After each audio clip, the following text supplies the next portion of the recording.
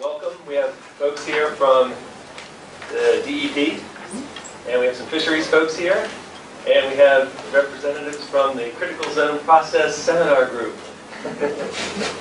More.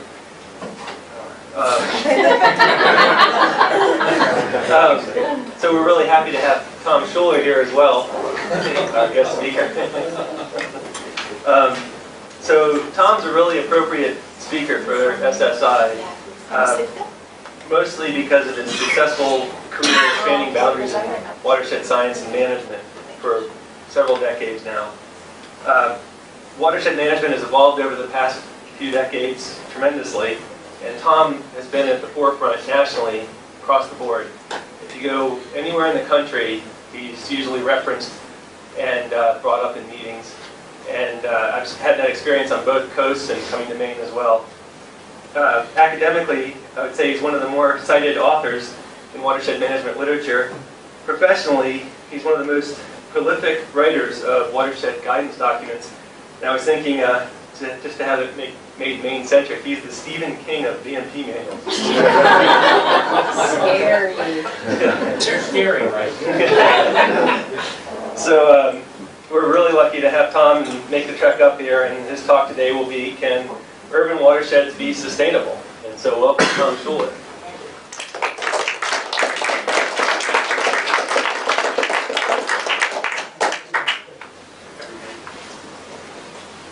I love these kind of rainy days because rainy days produce runoff, and runoff produces my line of work. But I've had better days, as you can see. I was homeless there for a while. I want to kind of lay out my street creds. I've been doing this for a long time. That's me right there in 1964. The little red kids and my dog Wiggletail. My brothers, they're pretty worthless. So I kind of wanted to split the talk up into three parts. One is to give you a sense of what we've learned in the last 2 or 3 decades about urban watersheds, starting from virtually nothing and looking where we are right now. Then going through some of the impervious cover model research, and then kind of winding up on some of the Chesapeake Bay nutrient accounting and TMDL work that I'm doing right now. So anyway, like when I started my career, urban watersheds were kind of the orphan land use. Ag had some traction, but we drew a lot of our knowledge from places like Hubbard Brook and elsewhere that were first beginning to show the importance of land cover to runoff and pollutant loadings. But we really didn't know much until the early 80s. We had a nationwide urban runoff program. About 30 different cities around the country measured what was in stormwater runoff, and we pronounced it fairly icky. We started doing watershed plans. But by the early 90s, I had concluded, as my colleagues, that we failed. We were doing wonderful plans. We had all sorts of great modeling and monitoring. We had a lot of expensive consultants prepare them for us, and they were very thick. But most of them ended up on the shelf, and very few actually concerned themselves with implementation of practices or implementation of zoning. And so, at the time, that was when I started the Center for Watershed Protection, and we tried to argue for a different approach to watershed planning. And very early on, we came up with the impervious cover model. We'll talk about it in more detail. Everybody hates the impervious cover model because it's too simple. Developers hate it, planners hate it, smart growth people hate it, but it is, as we'll see in a few minutes, it's stood the test of time. This just shows the various different ways that we've represented the impervious cover model over time, and we'll talk a little bit more about it in a few minutes. In the late 90s, we realized that big waters, one of the reasons why we were failing was we were trying too hard. We were going after very big watersheds like the Potomac River, or the Monocacy, the Penobscot, and they were just too big for us to actually deal with. So we shifted our effort to smaller watersheds, typically 10 square miles or less in size, and within them we would have even smaller catchments, but it allowed us to really identify and catch up with land use and actual BMPs in the watershed. Once we go beyond that small scale, it's very difficult to locate problems in BMPs. So we must have done 30 or 40 different watershed plans, and they became more and more successful over time. It's hard to believe back then that land use information was really hard to come by. It was rare as could be. And then came this GIS phenomena. I didn't believe it at first. In fact, in the old days when you did a job interview, you had to delineate a watershed to get a job, and if you couldn't, I'd shut the door. But it was one of those things that gave us a lot of information, but it was hard from a watershed planning perspective to say what's the signal and what's the noise. So I went through a couple of year period where we were producing these watershed atlases and these psychedelic colors and showing every kind of layer against each other. And that was a beautiful thing, but it really didn't advance watershed planning very much. At about the same time, at least at the Center for Watershed Protection, we started developing a lot of field methods to find specific problems and opportunities in the watershed. It's actually my favorite time professionally because I really came to understand more about urban streams and how they worked by getting out and observing them and observing the problems. And I won't go into all the different methods that we devised, but it really, I think, was a big step forward. A little bit later, we realized, too, that our watershed planning efforts, we talked about stakeholders, but we really just thought stakeholders were people there to admire the brilliance of our plans, endorse them forthwith, because we were the brilliant technical ones. But then we realized stakeholders had a lot to say. Their opinions weren't always our own, and they were different varieties. So we realized that there was a sociological side to watershed planning that was very important, and how to engage them effectively and not just bore them with PowerPoint, which I'll be doing today. So I'm doing an anti-stakeholder activity today. But stakeholders matter. And many of you may remember the 8 tools of watershed planning. If you have a sensitive lake or trout stream, you apply this watershed planning, conserving forests and wetlands, shoreline and stream buffers, better site design to reduce impervious cover, erosion sediment control during construction, stormwater practices, dealing with non-stormwater discharges like septic systems or illicit discharges, and promoting watershed stewardship.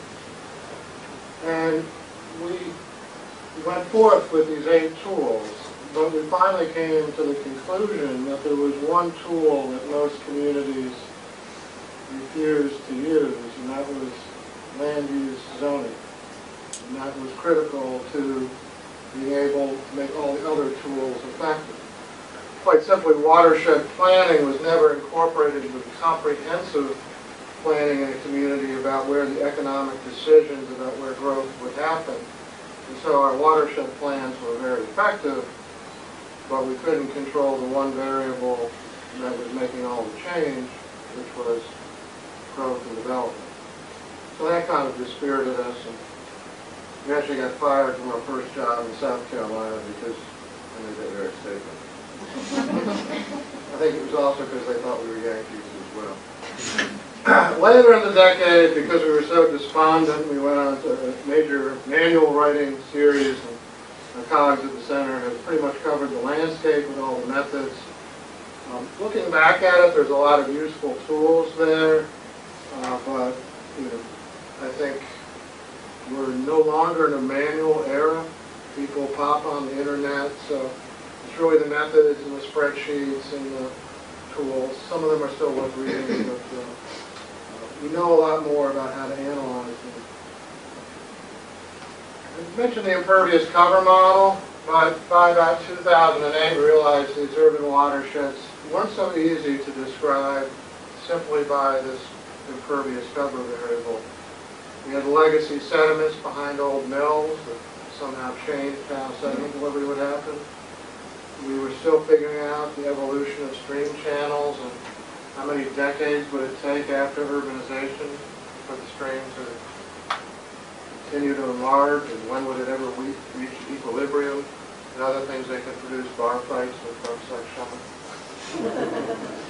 We realized that we had floodplains that were no longer connected in many parts of our watershed, and for us stormwater folks, we didn't really know what to do with that, but the floodplains were very important nutrient processing. We also saw increases in invasive species in the floodplain because they were drying out. We also realized that forests and wetlands made a difference, both in magnitude and in quality. We realized that sewage transmission systems were very leaky, not only during storms, but just we had 10% transmission loss from your toilet to the treatment plant, and that was getting into our system and getting bacteria problems. Realized that turf cover and groundwater migration were there. So essentially, they're a little bit more complex. We're still realizing that they're a truly unique urban ecosystem. And then we had the Chesapeake Bay TMDL, and all that complexity went away in a heartbeat because we were not just dealing with nitrogen and phosphorus and sediment, at least according to the regulators. So we've had this era of bean counting of how many pounds of pollution are we taking away from our watershed. And I think in some sense it's been good for watershed management to have targets and accountability and that the numbers really matter. But it really has kind of constrained our view of watershed management that we've become nutricentric, if you will. And things like habitat quality and greenways and migratory birds are not as important. And then at least in the Chesapeake Bay, we realize there's an enormous amount of green infrastructure and stormwater management that we need to do to reduce those loads. So the biggest issue is no longer technical, it's financial. How we put together the coin to do the job. I mean, somewhere, depending on your estimates, between $2 and $10 billion for local communities. And that sounds like a big number, but we have 64 million, or 64,000 square miles, and I believe 18 million people. And that's about the size of Maine. All those people that have ever lived in Maine and died here. So let's talk about impervious cover. I still think it's an important variable. And not only me, but Ben Franklin. I love this quote. It's not the only time I can do it. He wrote this in his will in 1790. And he said, after considering that covering the ground of the city, in this case Philadelphia, with building and pavements which carry off most of the rain, and prevent it soaking into the earth, and renewing and purifying the springs, whence the water of the wells must gradually go worse and be unfit for use. As I have found in the old cities of Europe, I recommend at the end of the first 100 years, if not before, the city spend a lot of coin to bring water by pipes because of stormwater. So Ben was an impervious cover kind of guy.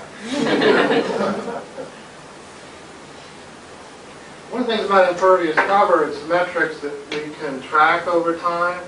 This is a time-lapse photography of Watts Branch, which Sean knows really well from the 40s to the 50s. You can see that in any one year, development is not all that dramatic, but in the course of a generation or two, you can go from a rural landscape to one that is almost completely built out.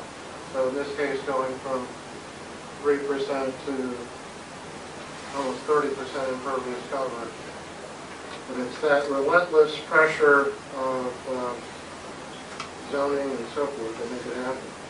The other phenomena is a lot of us deal with zoning if we're on planning commissions and so forth.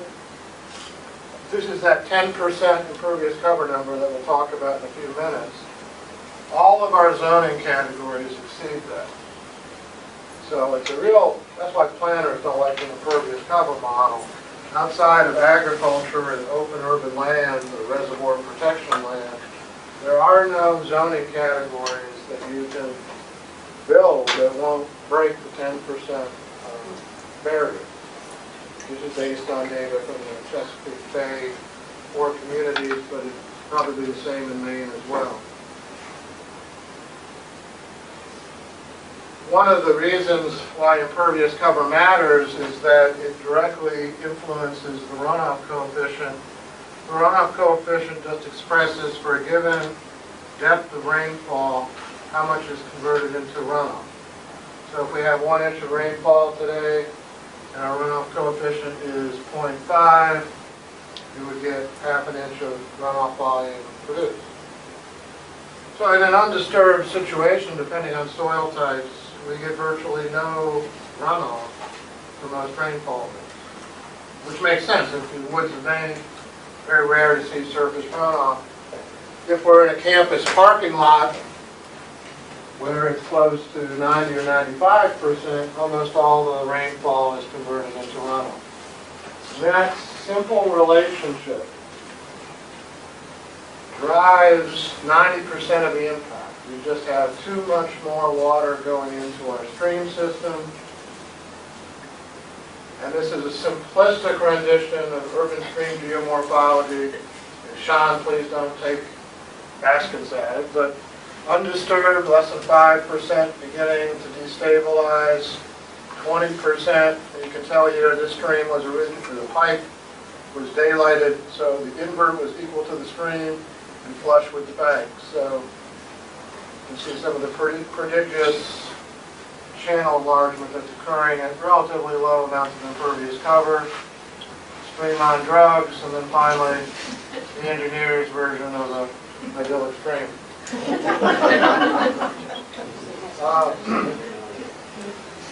When the channels change, the habitat changes. In addition, impervious cover is a fine collector. It collects pollutants from the atmosphere, in wet fall and dry fall, auto emissions, our tires, our brake linings, the organic matter from trees, pollen, and so forth, snowpacks, and it all gets on there, and then it's washed off in the succeeding rainfall events, depending on their size. Scientists use the index of biotic integrity. It's basically like a test score, where 100 is an A and 0 is time to find a new class. So in this case, it was for streams in Fairfax County for aquatic insects, and this is the scariest one I could find. But most of them are a little bit less alarming. But there's a lot, with biological data, there's a lot of variability from stream to stream, and ripple pool. But essentially, you lose your capacity to be good or excellent as impervious cover increases. And most of it's because of that channel habitat loss, but it's also the pollution in your part of the world, chloride levels from road salt, higher temperatures, and some other salts. And we've seen this effect, and we created this model where at 10% we lose our sensitive guys, show impact from 10 to 25%. At 60%, beyond 25%, we're non-supporting, and 60% we're no longer a stream or some kind of broken pipe, culvert, urban drainage. And we put that out, like I said, in 1994. And every scientist in the world immediately set their sights on it because it was a straight line, and there are no straight lines in nature. And 67 peer-reviewed studies have tested it. 72% confirmed or reinforced it. About a third were inconclusive or contradicting. Important to note, the contradicting studies were always in larger watersheds, 100 square miles or so. And at that scale, even I'll admit the impervious cover model is no good.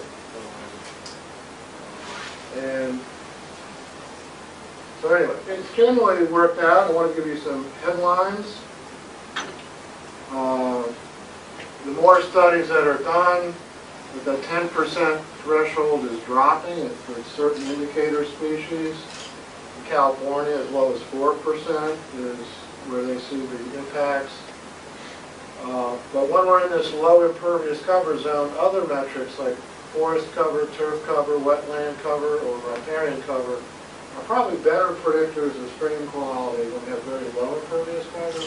Those other land covers are important. So if I have a very high proportion of forest cover, or a very high proportion of wetland cover, I usually have higher quality. If I have a high proportion of turf cover, I usually have lower quality.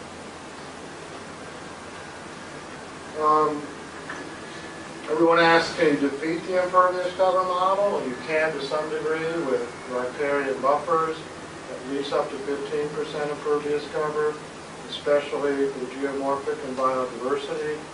Beyond that, we don't see that much effect,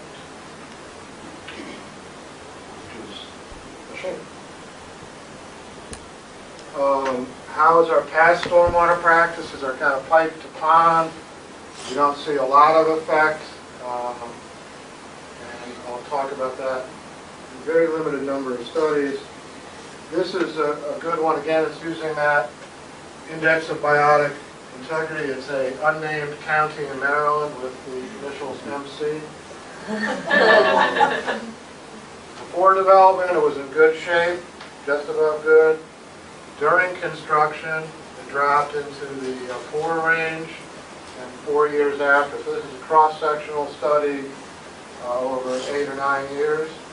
Now, I'll just point out that impervious cover is not great, except when it's located in fountains in Italy and other kind of plazas.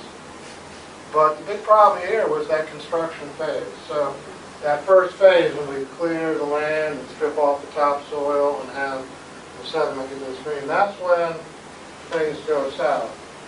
And what we're trying to do is figure out our technology so, A, it doesn't go so far south, but it recovers quickly. But that's based on our old technology, and that has signaled a shift to low impact development and other practices. Most of the impervious cover model has been applied to streams, but it has been applied to small estuaries and coastal streams. It appears to apply, at least in the tidal guts, things like salinity, mummy chugs, benthic macros, sediment metals, fecal coliforms, and estuarine fish all decline. The threshold might be a little bit higher because of the two-way exchange rather than the stream flowing in unidirectional direction. The tides go in and out. But even so, the headwater tidal guts, a lot of this research has been done in the Carolinas and whatnot, not much in the Northeast. I'd be interested to see what it would say. Very complicated data graphs to make my point. The other kind of caveat is your pre-development land use, and I call it the cropland caveat, where studies have been done in the Midwest, where they had pre-development cropland. The threshold appears to be higher, so this is a case of the agricultural use kind of has already begun to degrade the community, so we see less impact from the baseline. And this has been a series of studies from the U.S. Geological Survey in the past couple, 3 or 4 years. And a lot of our agricultural streams have been channelized and diked and otherwise modified and receive a lot of sedimentation, so it's not too surprising. Our wetlands related to the impervious cover model, and the elegant scientific answer is sort of. depends on the wetland type or its landscape position. It's vulnerable if it has a contributing drainage area and a sensitive wetland type. As I learned yesterday on my bog tour that there were bogs and fens. Bogs were just rainwater derived, correct? Help me out here. Yeah. So they wouldn't be sensitive to the impervious cover model, but if they were fens, they probably would be if they had contributing drainage area. And there is more research on the indirect effects of stormwater on wetland types, indicating that it can simplify and degrade wetland quality, amphibians, plants, and even some birds. So after all that talk, we've reformulated the impervious cover so it's now expressed as a cone rather than a straight line, and that the transition points are no longer hard and fast. They change regionally, but it essentially gives us an idea of what we can expect in the absence of modern watershed community. So I mentioned that the fact that watershed treatment practices were failures in terms of being able to reverse the impacts of the impervious cover model led us to go to the runoff reduction approach, which is to basically say detention no more. No longer will we detain or retain runoff. We are going to have trees intercepted, have the soil infiltrated, evaporated, have trees evapotranspire it, and harvest it and use it for ourselves, have extended filtration, and so forth. So we now have a currency by which we can evaluate this range of LID practices. And the actual runoff reduction rates expressed on an annual basis, the LID practices are in green, are much more reliable actually than a pollutant removal rate. The differences between them are based on engineering parameters, so that with bioretention, 40% is the average value for ones with under drainage, 80% without. So it's something that my colleagues at the center and I introduced a couple of years ago. And all the Bay states now use it, and they're doing it for as much as 2.7, 1.7, 2.8 inches of rain. So this is roughly 3 times than that proposed EPA National Stormwater Standard that somehow disappeared last year. But I predict will probably reappear in the spring of this year.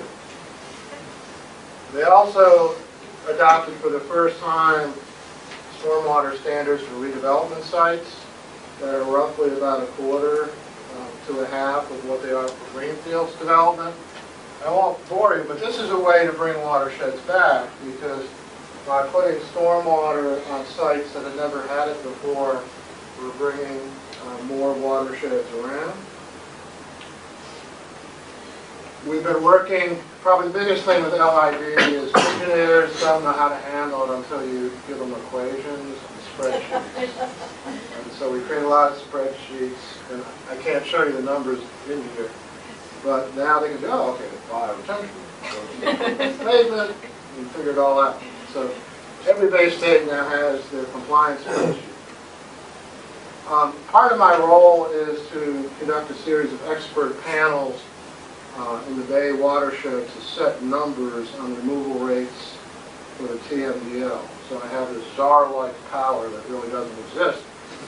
But I have all these scientists, and actually the scientists, at least the ones with one arm, are very good to work with. And why do we work with one-armed scientists, John? I'm waiting. Because they can't say, on the other hand. Very bad. I wanted to say a little bit about LID, because I think in Maine, LID has not yet really hit the ground running. It's something that's promoted but not required, and it may change in the next year or two.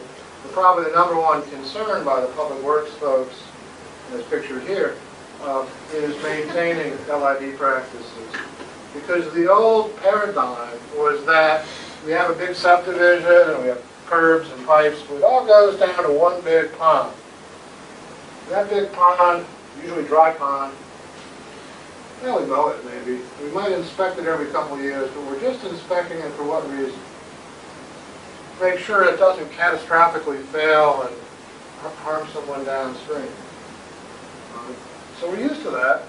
In the new model, think about how this, why LID does make people, engineers in particular, a little bit, the same basic number of units, but now instead of the one big pond, we have rooftop disconnections, swale sections, rain gardens, bigger bioretention areas, tree planting areas, credits for sheet flow. And these are all very groovy if you're environmentally inclined. If you're engineering inclined, you're going, that's a big number, and I just used to have to do one, and now I have to do about 50 on my site.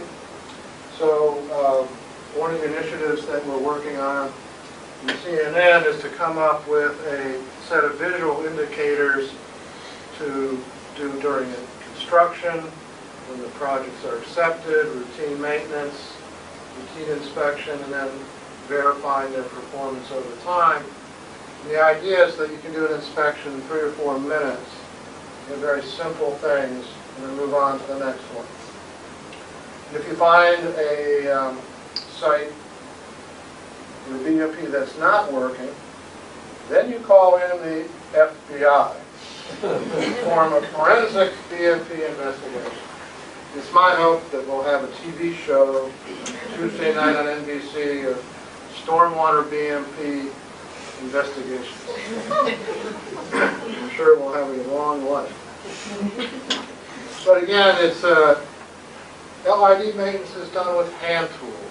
Traditional maintenance is done with excavators.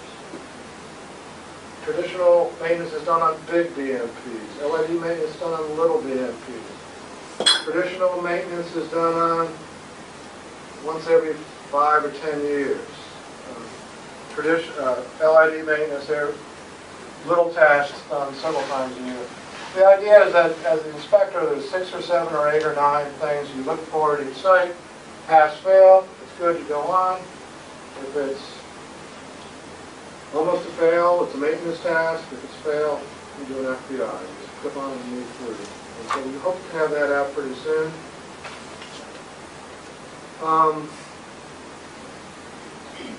Some of the other expert panels, I just have a few minutes left. They're all dealing with the fact that they have to reduce from their existing land about 10 to 30% of their loads, and they have 15 years to get it done.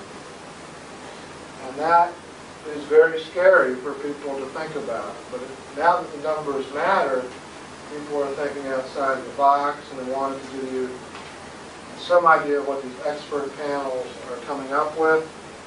The first 2 have just been completed. The other 2 are in the process of being completed. The retrofit group said you could go out and put new stormwater retrofits, your existing outfalls within the storm drain conveyance system, adjacent to parking lots, and green streets were retrofit, and then on-site LID retrofits like rain gardens, paying homeowners to put them in is an acceptable thing. They had a very expansive version of what a retrofit could do, which I think was quite wise. And then they also said, well, we have all these existing practices. And I don't know in Maine how long stormwater has been done, but I suspect in some cases there's some 15-year-old BMPs out there. For quantity, probably quantity ponds that date to 25 years old.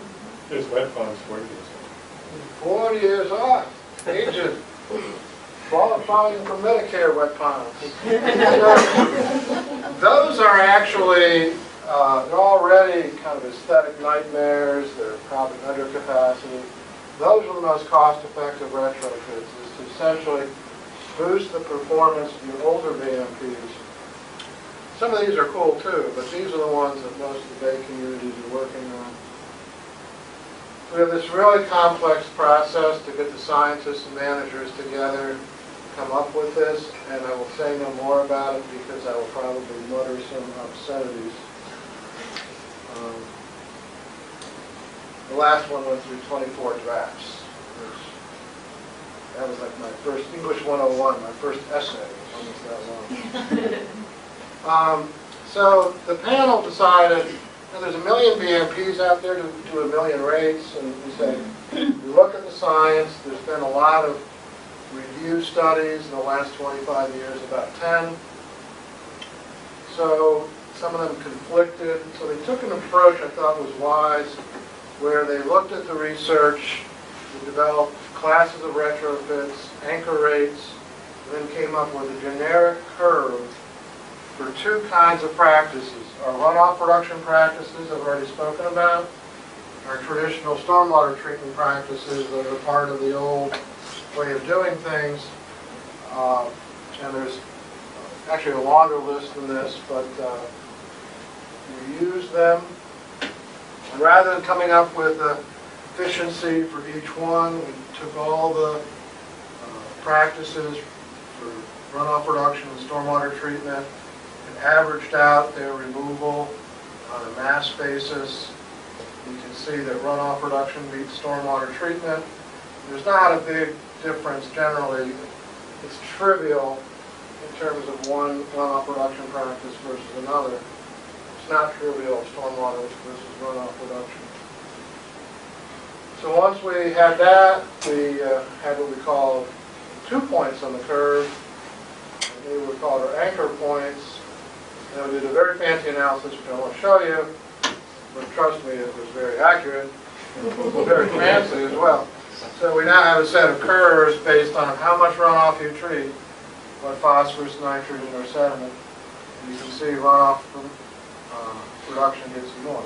So if you have a small retrofit, you get a small reduction, but a higher one if it's runoff production rather than stormwater treatment.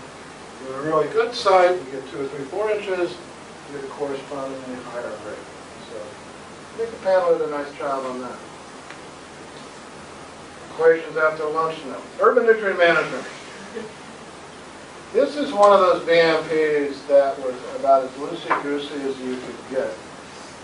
But it shocked me when I did some research with the geographer that 10% of the entire Chesapeake Bay watershed was turf.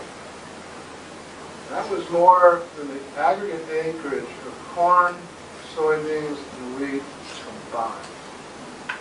And it tells you how much suburbanization has happened since the 50s, that so much of our landscape is now devoted to a crop that we don't eat.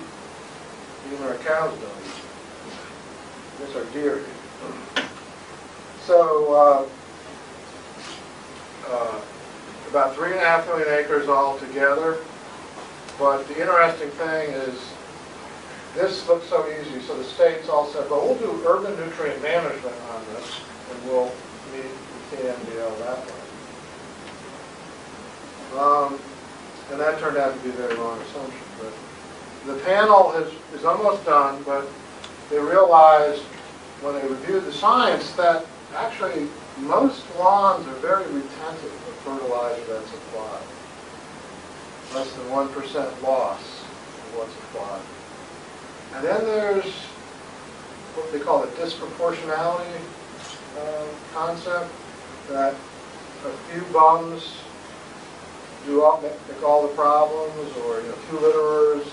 Most people are good, but kind of an idiot thing. So roughly 20% of the lawns are considered to be high risk, and the rest are low risk. So there are certain operational definitions for what they are for nitrogen export. And then the panel came up with a list, and they borrowed pretty heavily from some work done by Carl Gillard and the University of Vermont and others. But basically, this was the shock, to get a bunch of turf scientists to finally admit that you could choose not to fertilize your lawn, or you could reduce how much you're supposed to, or you could go at the recommended rate and just do 3 or 4 small doses a year rather than one big one. So that was a really big step. But the other thing is retaining clippings or mulch leaves on the yard and keep them out of the streets. And in your part of the country, preventing application after Halloween. Actually, it's October 31st, but I thought Halloween was more memorable than October 31st. There's some others, setting your mower height high, maximizing slow release, but not during the end of the growing season. Because if you think about it, if you have slow release and you do it on Halloween, you're slowly releasing during Christmas and when it's dormant. So slow release is a good thing, but only in early fall, in the summer, and spring. All right. Up here. So the panel has come up with several recommendations, and they're 99% consensus, which means I'll probably be working on this for another couple of years. But we've had 3 states pass a phosphorus ban in lawn maintenance fertilizers. And that basically says 0 phosphorus in your lawn. 95% of lawns in the Chesapeake Bay do not need phosphorus to maintain plant vigor. It surprises a lot of people.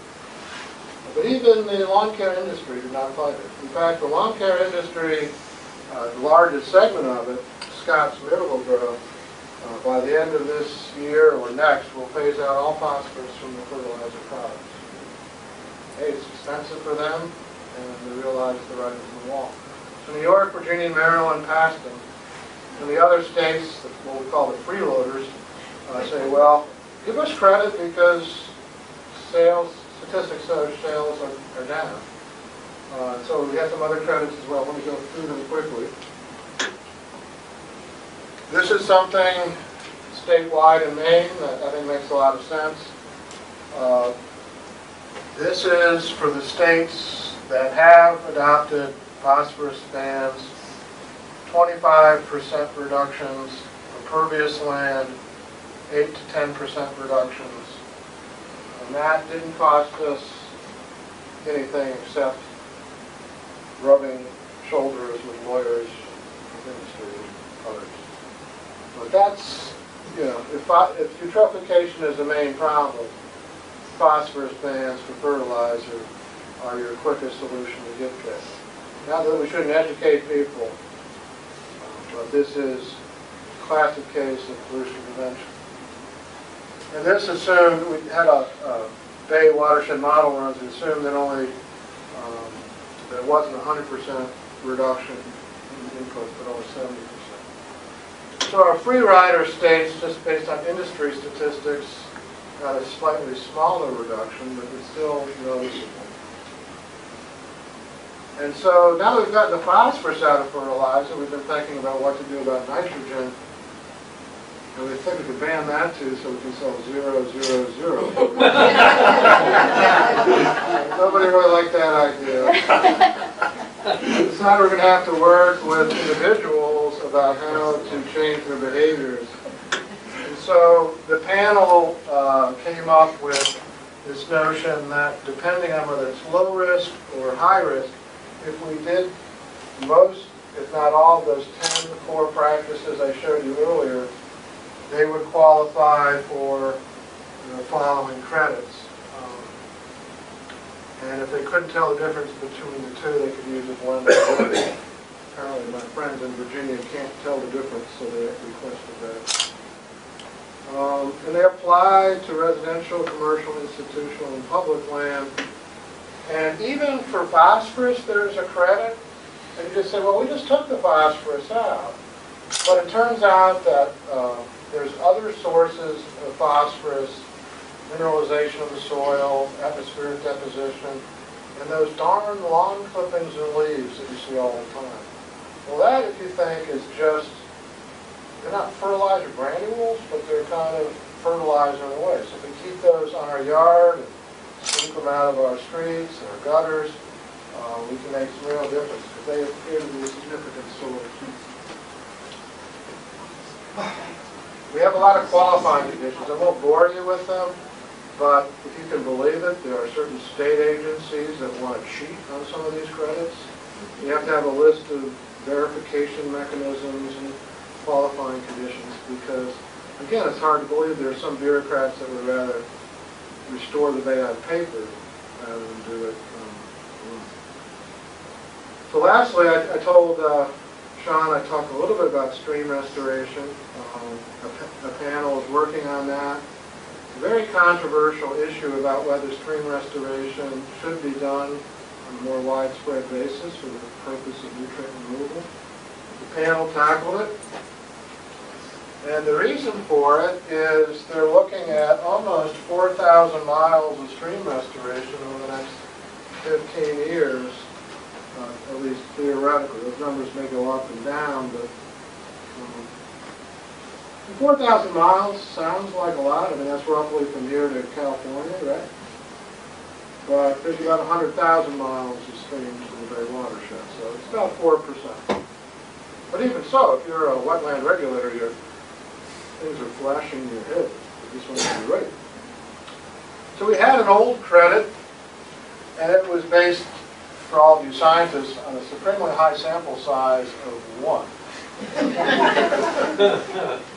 And even I, who was not the world's greatest scientist, realized that was not so good, particularly when that one guy who did the study said, well, I have 3 more years of data, and it's 3 times higher than that. So we got 6, or the guy who did one with more studies that went up, and we said, well, that's isn't going to work. Then we started looking at a wider range of streams and came up with a interim rate. If we do so much stream restoration, you get so much credit. And that's where the panel started with. But they hated my idea and they threw it out. The heck with them. But the categories they looked at were natural channel design, kind of the Roskin approach, legacy sediment removal, or taking the old sediments out of the floodplain, something called regenerative stormwater conveyance. And there's a lot of different ways to do stream restoration, and the panel concluded it was not going to say one was superior to another, because they agreed that all could be done in a pitiful way, and all could be done extremely well. It's essentially the right approach and the right reach and the right part of the stream network. So rather than using the pounds per feet, it went with a 4 different protocols. And the first is, the easiest way to think of it is, if I prevent bank erosion from happening in my reach, instead of having 3 inches of erosion of the bank each year, well, that sediment has attached nutrients to it. So if I keep it in place, I take that as a credit. That's why it's called the prevented sediment approach. I won't even talk about this one for a while. Then the other 2, I think, are where stream restoration is going. The natural channel design approach is essentially how do you keep a stable channel over time, but it's kind of not dealing with the floodplain as much. And so we have protocols for nutrient reduction associated with floodplain interaction. We call it the hyperrheic box, with base flow. The hyperrheic zone is the area below the stream that's still moist, and that's where most of the denaturalization happens. So we have a method for that. And then another credit, during a storm, if we're able to get the water out of the stream and into the floodplain where it can be temporarily trapped, taken up by vegetation, and denitrified, it's a credit. So the panel's kind of working out the math now, but that's where they're going. I think they've done a pretty good job. And I think there's been a lot of stuff to go over. I'll conclude just by making a few comments about the original question. Are watersheds truly sustainable? It was kind of a trick question because we saw from the impervious cover model that there's certain combinations of land cover, impervious cover, which are so massive that we cannot have a pre-colonial spring. We can have a pre-development stream in most cases.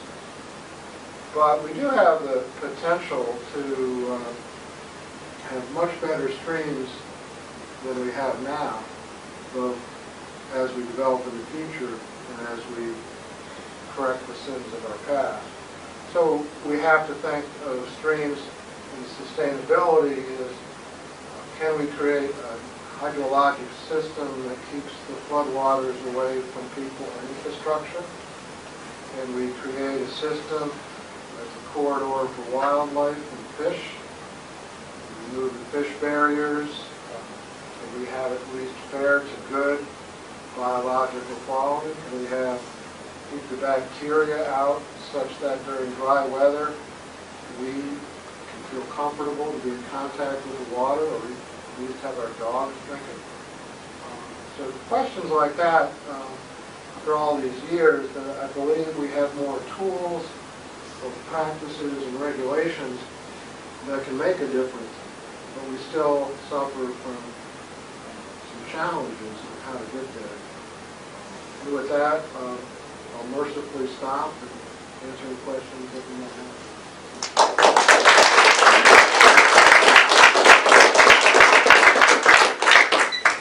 It's 1 o'clock if anybody has to leave, but we have time for a lot of questions. Yeah, hi Tom. Here in Maine, we're obviously very concerned about chlorides. When you're talking about infiltrating all this stuff, especially in the wintertime, we're very concerned about pushing things off the parking lots into some of these infiltration areas with lots of sand and salt mixture in them. Can you talk about that a little bit? Yeah, a lot of people are surprised that the Mid-Atlantic area actually uses more salt than New England does on a per acre, because we're just so frightened of snow and ice. But we have the same problem, and what we discovered is no BMP, save for pollution prevention or substitution, is able to remove any chloride whatsoever. So the real choice we have is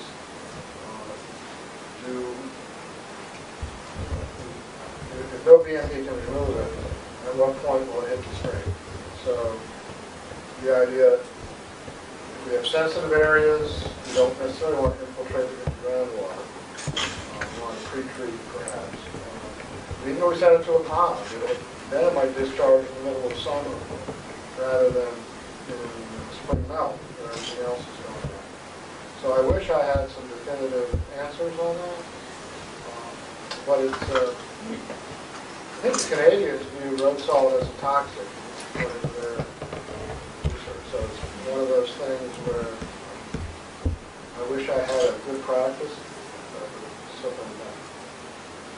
Do you think, and this is a difficult question to articulate, I'm a stream ecologist, so I'm always thinking about blue webs and other things like that, but the more and more I talk to managers and everything, it's just more managing for where the water's going and how to get, say, nitrogen out of the system. Do you think that the conversation about restoring biological connectivity was not just looking at it as can we get the fish through to better areas before they die type attitude? Is that, well, it isn't. But I don't know if it's actually realistic to talk about that other stuff anymore. And I just wanted to know what is your opinion? Where do you actually start having those conversations about it, and do you think it's realistic to even think that way? And it's a totally loaded question. Yeah, it's a loaded question. I think it depends on where you are in the impervious cover curve. If you're less than 20 or 25%, I think you can legitimately talk about biological goals. You talk, you want to do a stream restoration, for example, that you want functional uplift in addition to nutrient removal. The panel was very firm on that. We're not going to turn our stream into a wastewater treatment facility. We want to see functional uplift of the biology associated with the stream restoration. Beyond, let's say 40 or 50%, a great example is the salmon restoration efforts in Seattle, where they literally lured the salmon in. They started doing the Jesus dance on top of the water. It was somewhat embarrassing to them that they were luring them back to the Water Quality Commission that couldn't support even the bill.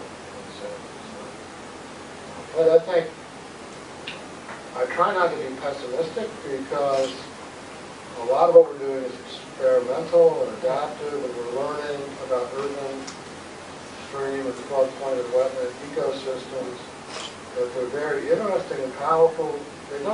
We just have to lose the fact that they're a reference to something else. Right. A reference, they're not going to be that wonderful reference that we see on the calendars that give folks for Christmas. But we also have to realize they're in a zone of human use, so that as we have more urban development, people are attracted to waterfronts and greenways, and they can walk their dog, and kids can get away from their parents, or whatever. There's a lot of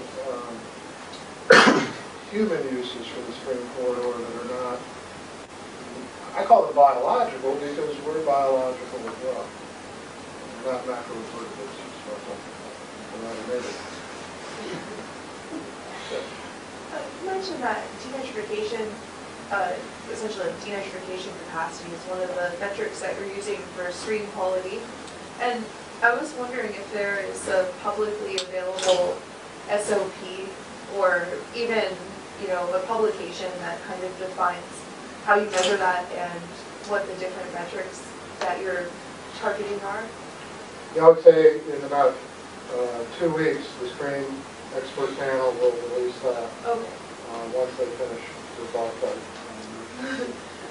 It's funny, every method, somebody says there's a different way to do it. Oh, yeah. But I was actually very proud of them in the sense that this whole hyperrheic zone has only been really studied for 6 to 10 years on urban streams at least. And there's been a lot of good work in the Baltimore area. And they had the courage. And this is, I think, a lesson for all of us. Science ends at a certain point, and best professional judgment begins.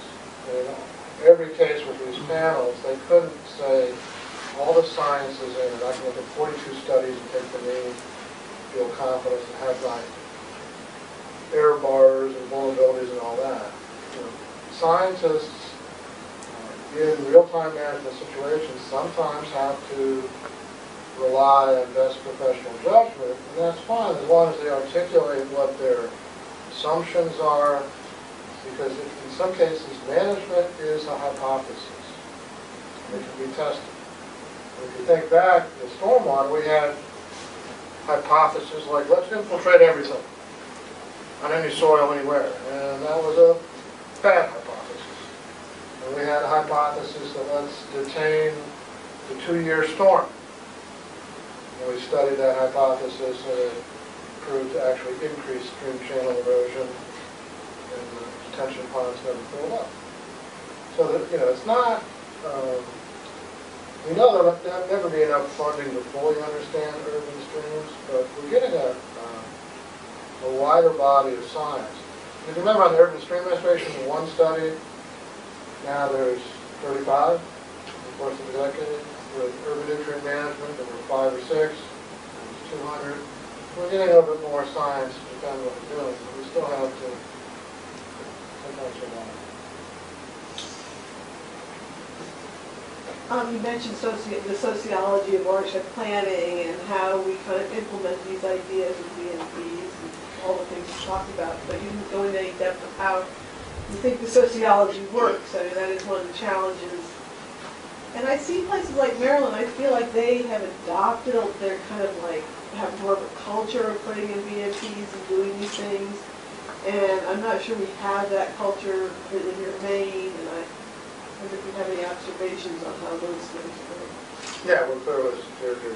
No, I wouldn't say that, but just, No, it's a good question, and it could be a whole lecture in and of itself.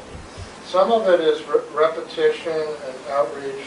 If you say the word retrofit in rain garden, as many times it becomes part of the lexicon. It becomes, politicians say the word. You'll see it in the Washington Post or the Baltimore Sun, that it's not an obscure thing. A lot of citizens may not understand everything, but they do have an intuitive sense about polluted runoff. And I don't think every person in Maine has that same connotation.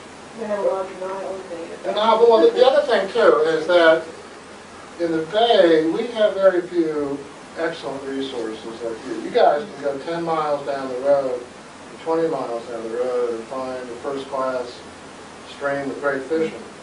So a lot of your folks, you have to make an argument about why is it Longwell Branch The one important. Long Creek. Long Creek, why does Long Creek matter when, you know, I can go somewhere else? Yeah, the road It's- next to it, that's good traffic.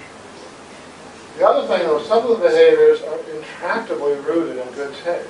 The fertilizer thing, despite all our education, people fertilize at higher rates and more people than before. And they're doing it, no matter what their political stripe, no matter what their income level, they're doing it because they all think their neighbors will complain about them. And they're actually doing a kind of a civic thing, I'm making my yard look very nice. It's much more deeply rooted, even if you tell them it's creating water quality problems. They'll still, it's a hard message to change. So we're realizing it's easier to build retrofits than to change homeowner behaviors, but part of that is some of the last 3 or 4 years, a good sociological work has been done on people's behaviors. So I think as we get more information about that, we'll be able to craft scientifically based education and outreach rather than this kind of, what a wonderful brochure. I will read this and it's kind of like, you're outside the bus station when somebody gives you a little Jesus pamphlet and you really go, oh, yes, sorry, my life's changing today.